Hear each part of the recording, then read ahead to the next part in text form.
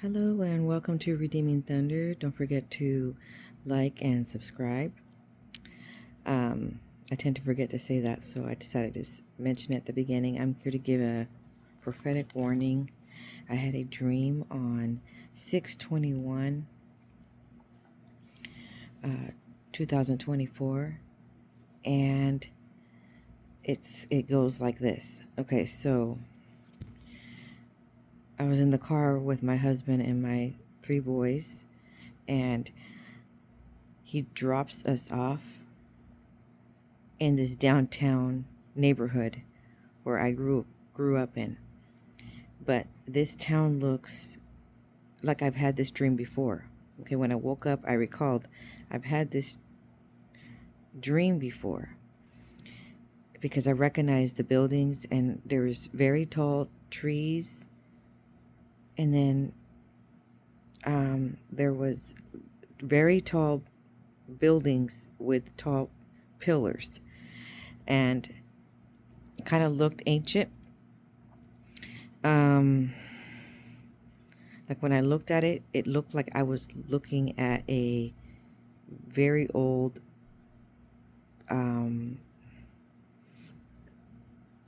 what is it called? A movie. Okay. And I was going to attend an event that was in that downtown area with some other family members.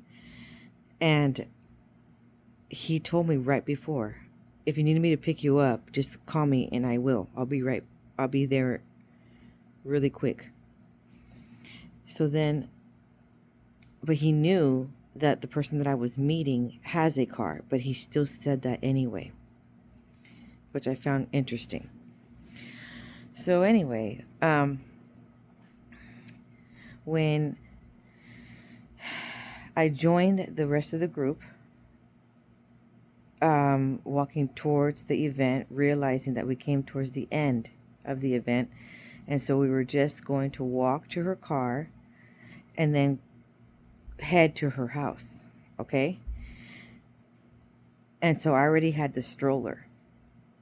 So when I got out of my car with my husband, I had the stroller. My baby was in there, and my 2 other boys were walking alongside. Okay, but as we were walking towards where would be like some streets, that's when my mother in the dream stated, "I don't remember where my car is at." And I was like, "What? You don't remember where you parked?" And she's like, "No, I don't remember where I parked." I'm like, now I'm thinking, oh my goodness, this could be anywhere in this entire downtown area. You know, it's like 10 blocks. So instead of looking for the car, it was decided to just walk directly to her house, which would be like, I don't know, 20 blocks, 25 blocks away. Kind of far, okay? And it's far because in the dream, my grandmother was in the dream, which I found unusual because she's already passed away. But in the dream, she looked a little younger, and she wasn't using a cane or a walker, so then it was more difficult to walk, slower pace. I had seen my sister and her kids, and then eventually I saw somebody else, which I'll state. Okay, so we just started walking. Everybody was walking. They were silent. And every once in a while I would say, "Are you sure you don't remember where your car is at? It would be a lot easier. We'd get there way quicker if we just would walk directly to the car. It shouldn't be far from here." She's like, "I really, really don't remember. I can't remember. I just can't."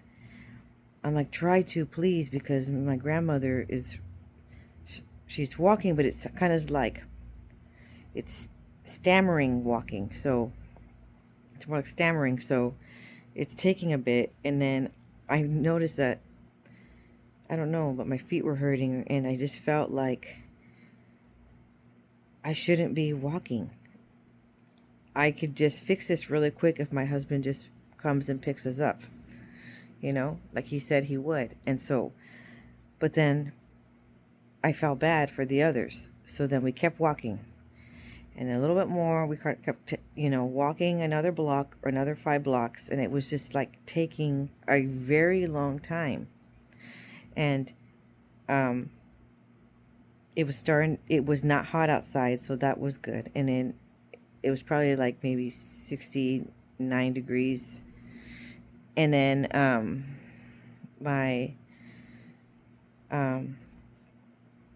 everybody was just walking, but it's like very slowly without any energy, it seemed like.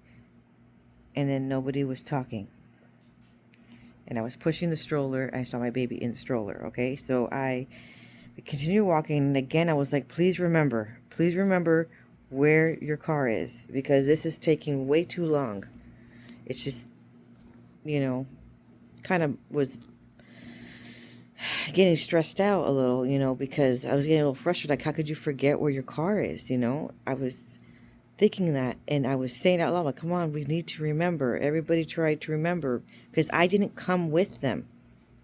Okay, so I wouldn't know where to start looking. But the others came in the car with her, and none of them could remember. That was a little odd. How could no one remember? There was like 8 people there. Okay, so then a cousin of mine sees a lot of items, many items on the side of a house that was, I guess, given away for free. And there was this purple kitchenette, and then it looked cute and looked kind of clean, but I said, we don't have a vehicle to even take this with us. And she didn't say anything. She just pointed at it like, look, this is so cute. The kids could play with this. And so I said, we can't take it because we're already going as slow as unimaginable. And then if we had a car, we just put it in the car, on top or something, and then we'd take it with us. But anyways, we didn't have the car. And I was just like, oh my goodness, I'm dreading this walk. It's like, this is so unnecessary, because I kept thinking I could just call my husband and he could just pick us up. And then we kept walking. It started getting a little darker. Sun's going down, and we see some vagabonds and some homeless people, and they're starting to do some sketch activity. And it's just like, I don't want my children around this environment, I was getting like, no, I can't do this. I can't do this walk with them. I'm like, I felt selfish though. And I felt like, how can I leave them stranded? How can I, because I know that when my husband comes, when I call him, he's not going to give everybody else a ride. He's just going to give us a ride and just take us straight home. The event didn't work out, the outing didn't work out, and he would just take us straight home. He wouldn't take us to my mom's house, or if he would take us to my mom's house, he wouldn't take us to my mom's house. He'll just take us straight home. He wouldn't go back and forth and pick people up. So I felt bad. I felt very, very sad for them. Like, I didn't want them to suffer, so I was suffering along with them, and I didn't need to. Okay, and so we were about turning the corner, and we still had about 15 more blocks to go or so. And I was like, in my mind, I was thinking, I'll just make it another block, and then I'll call him, because I feel bad for my rest of my family members, but I can't let my children suffer this when I have a way out to help them, if that makes sense. And then I woke up from the dream. Okay, and then I was watching this video on YouTube. It was a reel, and to interpret dreams, I follow Joshua TV or Reiki TV, and he was saying, pay attention to the last part of the dream. Pay close attention to it. So then I was thinking over and over, what does, and I already had this dream, so then I was thinking of it, okay? And I realized that I need to pray about it, and I need to ask Yahusha, what does he mean about the dream, okay? So there's different segments in the dream, and I took some notes. So,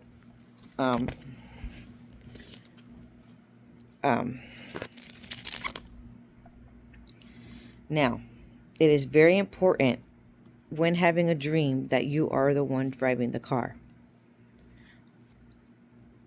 Driving the car, you yourself, when you're having this dream, okay, it means huge success, prosperity, and continuous movement, fulfilling purpose, and going towards the promised land.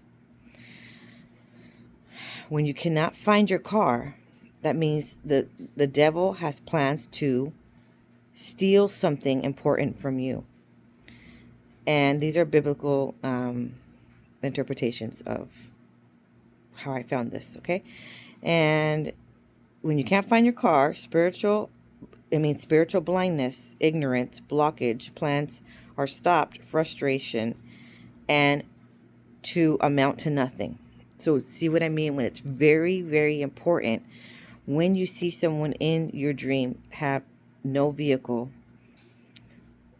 they lost their vehicle, or yourself cannot find your vehicle, it is very important, because these are warnings that in the near future we could stop this attack, satanic attack, from occurring if we listen, take heed to the warning, to the hindrance. So this is a hindrance spirit that we need to bind, because this could affect your destiny in real waking life.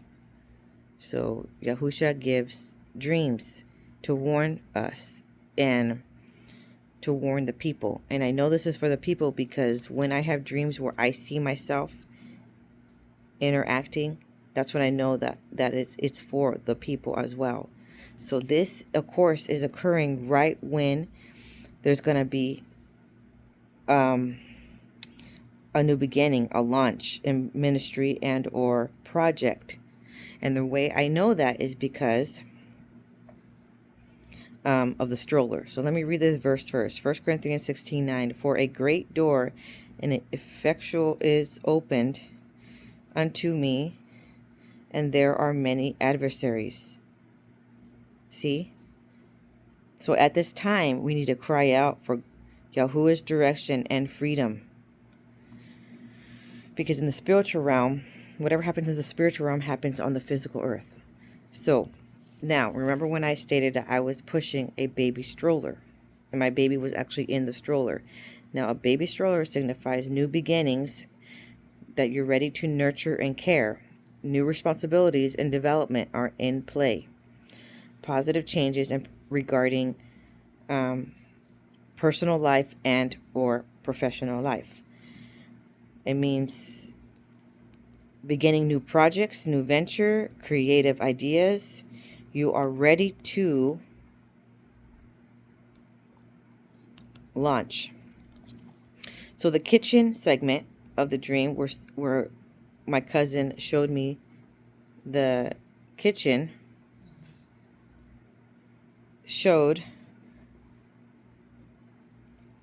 signifies prepping the heart, prepping plans, items to launch, items to store,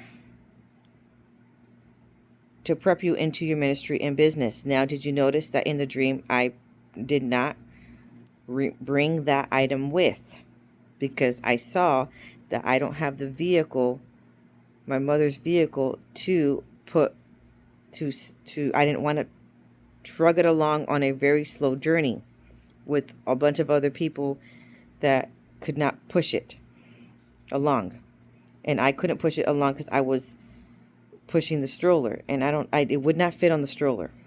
So then the car signifies ministry, career, and wealth. It's instrument for advancement, effectively making decisions in life. That means when you are driving the car, you are effectively making decisions in life, and control of the direction of your life. So I realized, I was pondering about this, and I realized is that some of us are waiting for other members of the family to launch their career or their ministry to not be left behind, or have initially were dropped off. Initially, remember the beginning of the dream. Initially, you had equal opportunity, dropped off in a land that had very promising, but somehow along the way, hanging out with not the correct company. You know how they say you are who you hang out with. Okay, in real life, I don't hang out with these people. First of all, you know, I don't know why that certain cousin was in the dream. I don't hang out with my sister very often at all. I see my mom, you know, probably like once a week, if that. Okay, and then my grandma passed away, and my cousin is living in another state that I haven't seen her in a very long time. So, but I think more of the story is when you're hanging out with a certain group, you got to pay attention because you are who you hang out with. So I think it was more metaphorically speaking, where their heart is in it, where their focus, their center point, okay, of goals in their life, or maybe people that need a little bit more direction, or not launching in their destiny, or not there maybe spiritual blindness, maybe it's a lot of hindrance, frustration, issues that are going on nonstop that is causing these delays. Okay, and then and I join in, and it could be that mentally I joined in on that mentality to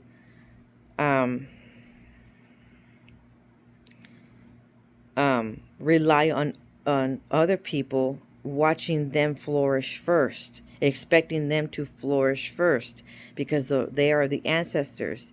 You know, maybe the reason why my cousin was in that dream is because she's the only one in the whole family that got a PhD. So I'm expecting her to launch and be very, very successful. Yet in the dream, she was not. It's no vehicle there and no husband there. You know, okay, there's no segment part of the husband. She does in real life have a husband. So I realized that the husband in the dream was my husband. But what Yahusha was trying to show me is that he is the husband segment in the dream. And that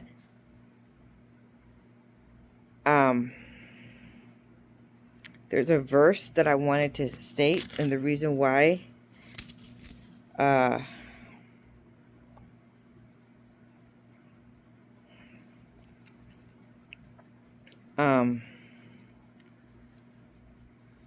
it states, when I was asking him, what do you mean by this? He gave me the word shaphel, and he said it 5 times. And the Hebrew word shaphel, shaphel, stands for to become low, sink, be humbled, humiliate. Okay, and it attaches a verse to that word.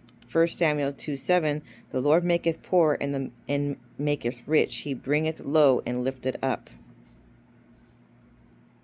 So, he's stating that he is in charge of putting people in the wilderness. So the wilderness, the segment of walking and a journey of walking and walking and walking. It's kind of like you're in the wilderness.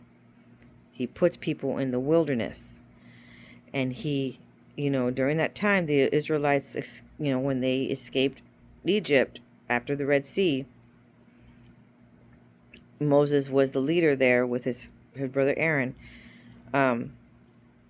They had a journey in the wilderness that was only supposed to take like very short time, 7 weeks maybe, and it took 40 years. So you don't want to be in the wilderness for 40 years or more. You want to get out. And so I think that's why at the beginning of the dream, my husband in the dream says, if you need me to pick you up, even though he knew that my mother has her car and was just going to take us directly to her house right afterwards, and her house from that downtown area is like less than 5 minutes away. Okay. So, that's why I was like, sure, I'll just go with her because she's going to be really close. I mean, we're really close already to her house, so don't worry about it. But he said that it was kind of like a key segment there. There's a key to this dream that the husband, so the spiritual husband, Yahusha,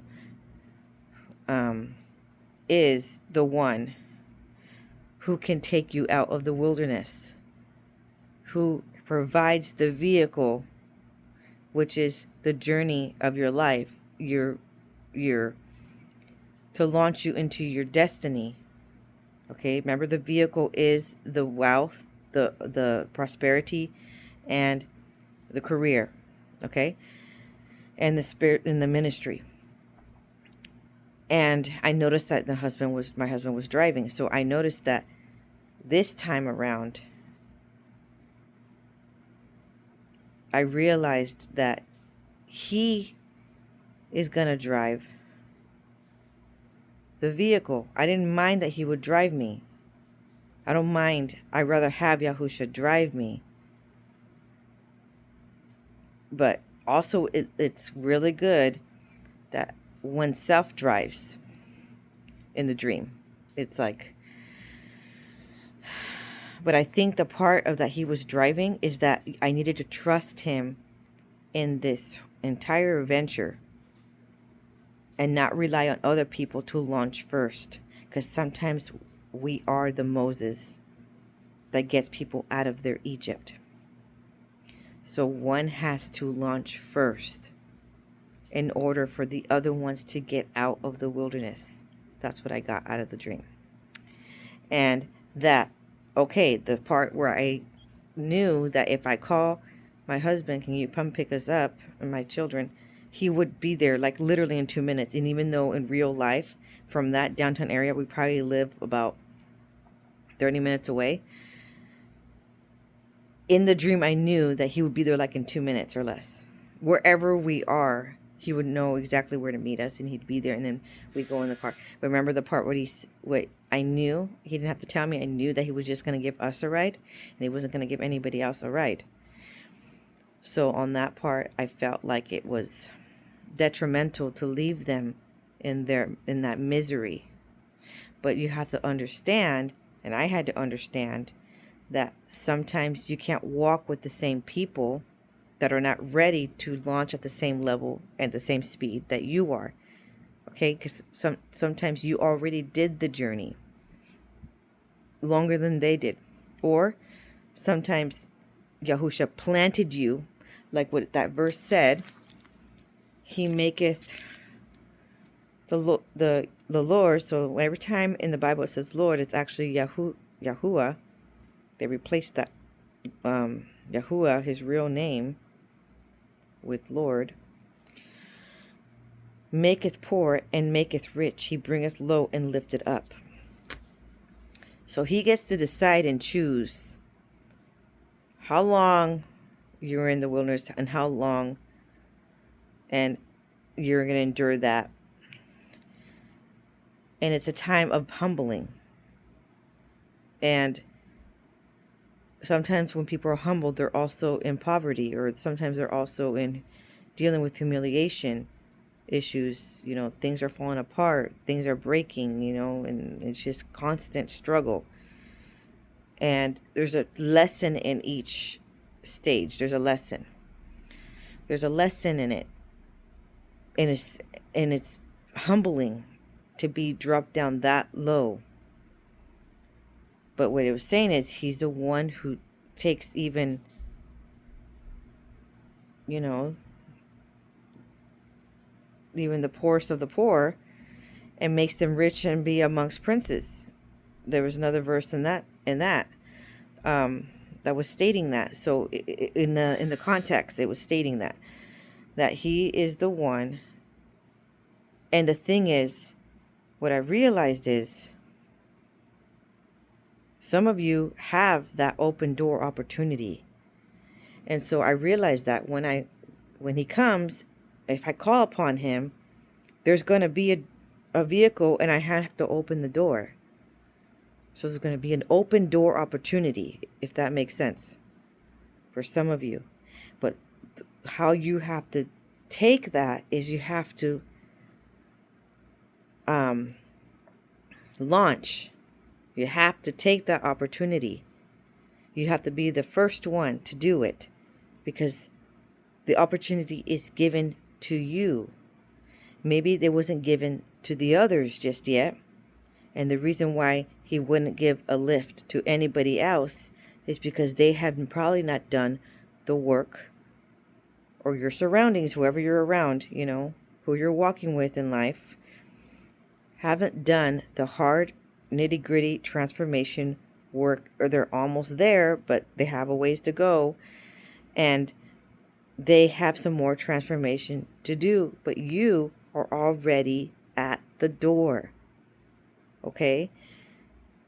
But it was a bittersweet situation that I just felt like I didn't want to leave them. I'm mourning, as in during this time that I know I need to progress in these business ventures. I need to progress in all these other projects that I have.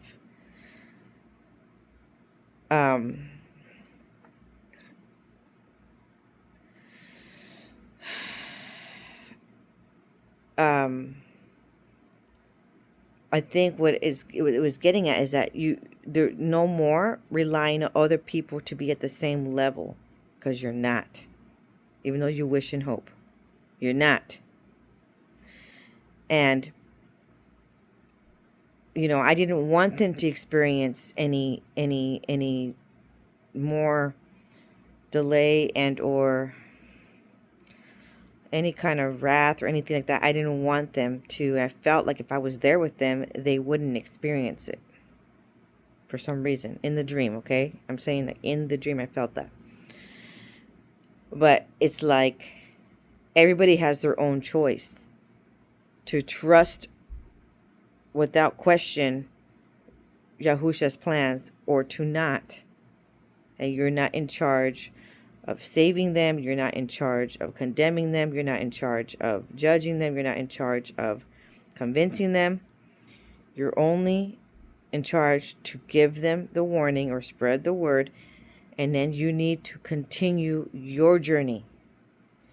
And I hope this makes sense. And it because some of you are the Moses. You have to go forward. And some people are going to choose to go back or just stagnate and to go slower pace and to stay there longer. But all of it has to do with not trusting. Have you noticed that when the Israelites were in the wilderness, a lot of it, they got frustrated, angry with Moses, but really they were kind of mad at Yahuah because they were hungry, they were thirsty, they wanted leeks, which I now learn what leeks are because I started buying them. It's a type of onion, which does make the food more savory. And they didn't have any of that. They had, they had to do a lot of trusting, and things, manna came, and, water, they had these miracles occur. Okay, so Yahuah did provide.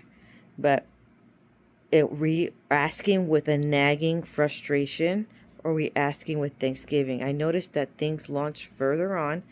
They launch, and when people are positive, when we are thankful, we're too busy being thankful for what is going right. We have less time to complain of what isn't going right. And then things just start continuously going right. And I feel like a cheerful, a humble, thankful heart is a righteous way of living. But living in a frustration and in fear and anxiety is not truly being righteous and or trusting Yahusha. You're not really trusting him in every step of the way, okay? And that is, you're not ready then. It's almost like you got to go to your next destination without knowing all of the steps. If he tells you to move, you got to move to that house or that apartment that he told you to move to, or that state, without knowing exactly what's going to happen next. Are you able to do that? That's the question. Are you able to do that? Are you able to quit that job because he told you to and start the other one? Are you able to do that? Or you're like, nope, I've worked here for 25 years. I've worked here for 17 years. I'm going to stay with it because this is what's safe. But what if he doesn't want you to do what's safe? He wants you to do and trust him because he's going to give you a life of abundance of something else. I think that's the part. You're like, nope, I don't want to move out of this house because I've had it forever. But then it's breaking your back and it's breaking your account. It's costing too much money to even survive in that house. And it's falling apart, or it's too expensive to maintain. It's too much work, but you're still there. You see what I mean? And you could think of other alternatives to make your life a little easier. But then you want to do things in your own way, in your own mentality, in your own plans, and we're not, again, doing Yahusha's plans, which is then being self-idol. And I think was the main complaint in the entire time of the Israelites in the wilderness. They were too busy complaining and too busy being frustrated. They weren't being grateful, and they weren't understanding that just throughout this entire journey, just trust him completely. And it's hard. I know it's hard. I've had to do it. I'm telling you something that I've already had to do a lot of times. I'm not telling you something I've never done. I'm telling you in the state that let me tell you the part about pushing the stroller, what that means. Oh, I already did, but the point is, the part about pushing the stroller is that it's already in a new beginning, is ready to ignite. There's new projects, and we're needing, and there's a positive change, like mentally and emotionally ready to nurture and care for it. Okay? And then the kitchen was there. But the kitchen was there. Excuse me for yawning. The kitchen was there, but there's a lack of preparation, because then looking at your surroundings and focusing on the present moment, you're feeling like, I can't do this. It's not possible. But see, it's supposed to be where not all the pieces are matching up all 100%, because it's supposed to be miraculous. It's supposed to be where Yahusha fills in the rest of the steps as you go along. So,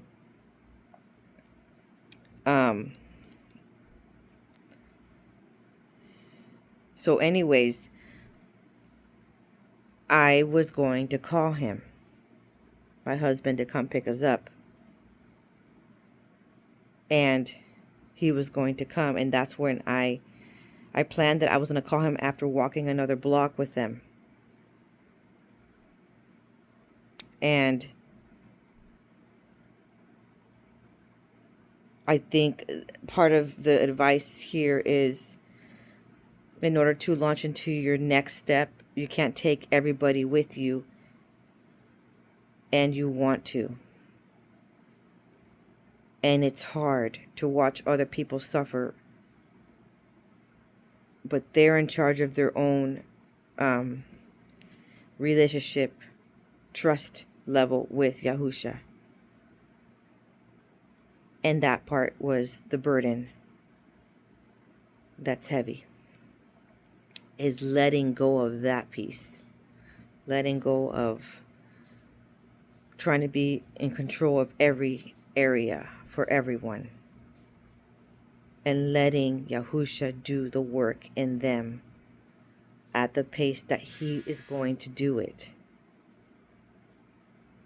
I hope that makes sense. I hope this helps, because it was urgent prophetic word. It's you gotta pray to bind these spiritual hindrances, because he always give his prophets and prophetesses a warning ahead of time before it actually happens. So you could even cease it altogether with praying, and praying does move mountains. You have to call upon the angels to come and help and sabotage the plans of the enemy. And you have to take that open door that's coming. And how it comes, I realized, is that I had to make that phone call. I had to call upon Yahusha for the freedom of the hardship life, of the struggle. You're like, but how could he change everything? Well, that's the point. It's not supposed to be how you can change it. It's supposed to be so much of a difficult task that you wouldn't be able to do it yourself, because he wants all the credit. So you're supposed to be where, I don't know how you're going to fix this. All I need is that ride. I need you to pick me up, and it would have gotten fixed. He was just going to take me home, and I was going to be able to rest and take my children out of that scenario. That was my main goal. Like, I loved everyone, but I can only control within my own family what I could do. And so that's what I'm stating with you. You can only control what's in your own little, with yourself. So if you can just reel yourself away from the distractions and the extreme worries, because I am extremely worried. I am extremely worried that there's this severe judgment coming, and certain people are not ready, and certain people have not repented, and it's just very, very stressful. And that's another video that I'm going to speak about. But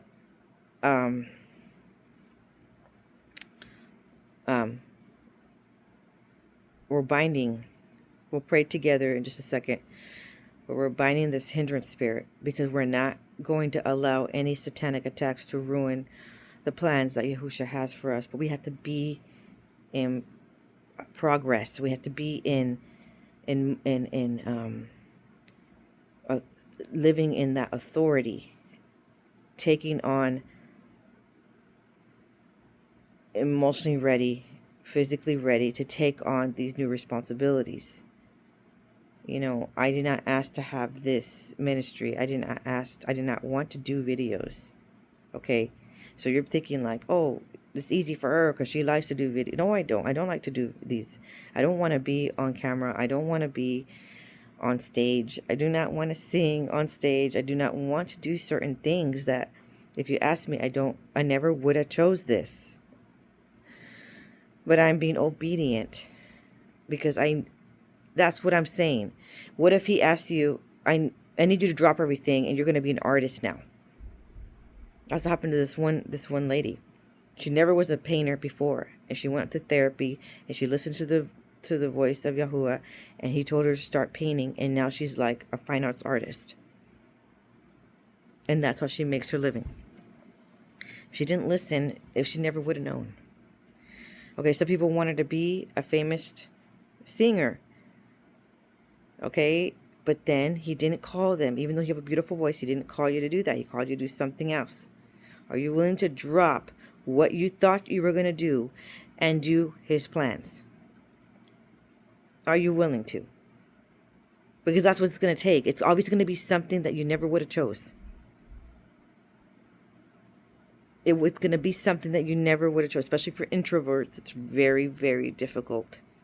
There's some people that will just run to this opportunity that I'm doing right now. I'd be craving it and wanting it.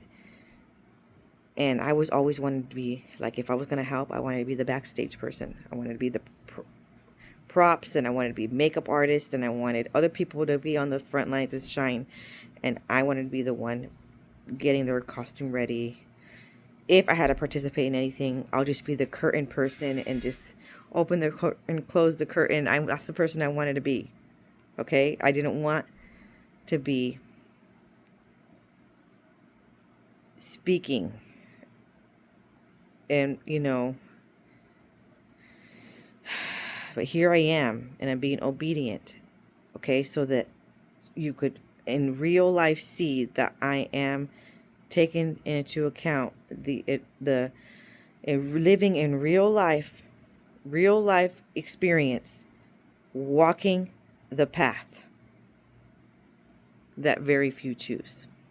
It's not always going to be doing giving lessons and stuff like that. It could be something else for you. That's why you have to get in the secret place and ask. So follow me for the next video, because that one's crucial. It's critical. And it has to do about judgment is coming. Share and subscribe, and I'll see you on the next one. Oh, I forgot. I was going to pray. So, we are coming into agreement and binding the spirit, the hindrance spirit, okay, of our destiny, because that is what this dream was about.